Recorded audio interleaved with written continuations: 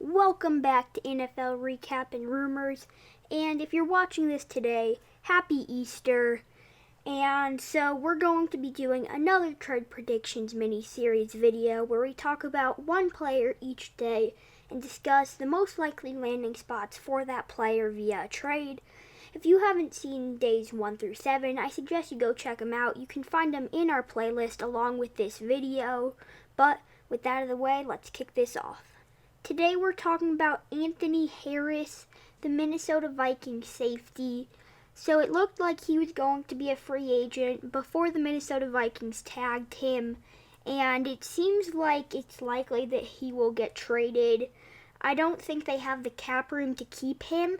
I just think they wanted to get rid of him but get something back in return for him, and I would not be surprised at all to see him traded this offseason. The first team we have on here is going to be the Indianapolis Colts. So they have the cap room to take this on. They also have former Charger Phillip Rivers at quarterback. And the question is, are they going to do anything with Phillip Rivers? He's a good quarterback, but I think that they need to work on some other spots of the defense to get better. They have Malik Hooker, but they could use another good safety.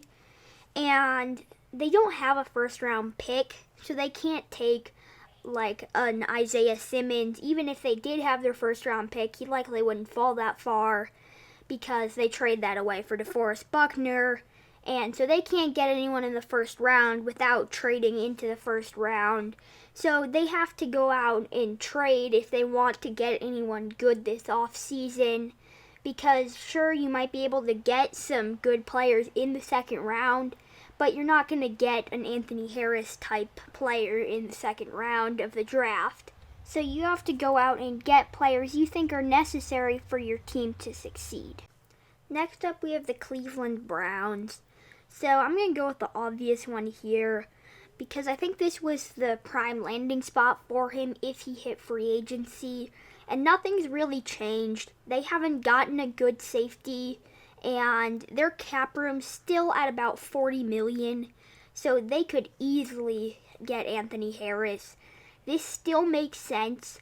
I still think it's likely, even though they'd probably have to give up something in a trade rather than just being able to go out and sign him. I think it still makes sense because they haven't gotten that good safety that they need. And so I would not be surprised for the Browns to be the first team to go to talk to the Vikings about trading for Anthony Harris. Next up, we have the Miami Dolphins. Yeah, we keep putting them on here, but until they make a move and they no longer have cap space, you have to put them on here.